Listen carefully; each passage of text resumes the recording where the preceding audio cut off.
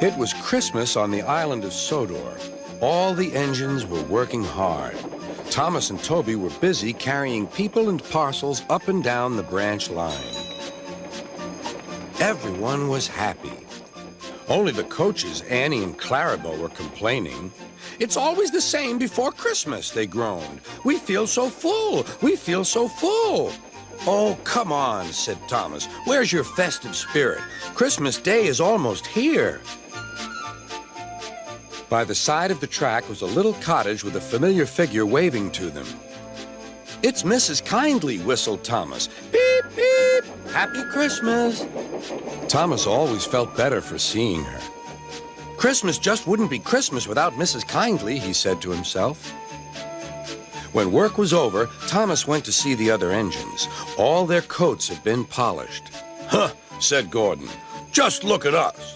Your driver will have to work fast to get you as smart as us."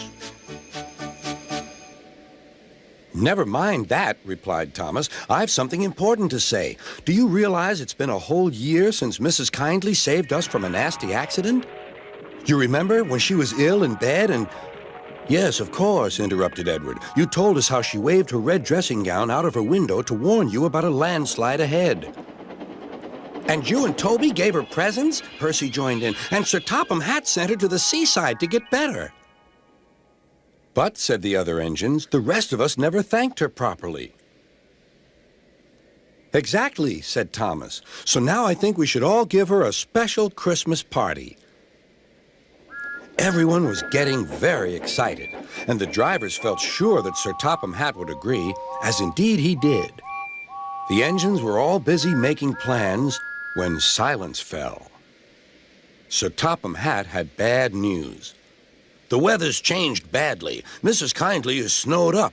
Toby says he'll help to rescue her. You must help too, Thomas. There's no party unless you do." Thomas hated snow, but he said bravely, "I'll try, sir. We must rescue her. We must." "There's a good engine. You and Toby will manage splendidly." Thomas charged the snowdrifts fiercely. Sometimes he swept them aside. Sometimes they stuck fast. And the men had to loosen them.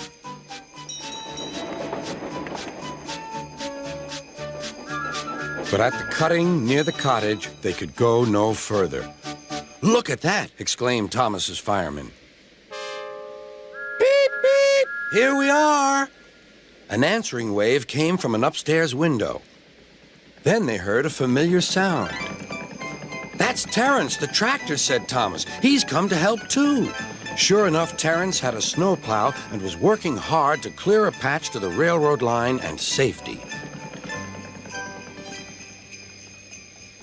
At long last, the rescue was complete. Percy took the tired workmen home. Terence said goodbye to Mrs. Kindly and promised to take care of her cottage as he watched them all set off. The engines made good time. No more snow had fallen, but the yard was dark. There was no one to be seen. Thomas's heart sank. Suddenly, all the lights went on. What a marvelous sight awaited Mrs. Kindly.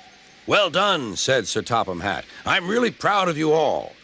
Mrs. Kindly especially thanked the smaller engines. "Thomas and Toby are old friends," she said. "And now, Percy, you are my friend too."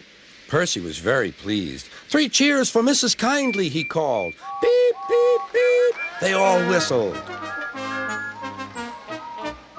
"We wish you a Merry Christmas, we wish you a Merry Christmas, we wish you a Merry Christmas and a Happy New Year." Thomas the tank engine and his friends thought it was the best Christmas ever, and Mrs. Kindly could think of nowhere she would rather live than here with them on the island of Sodor.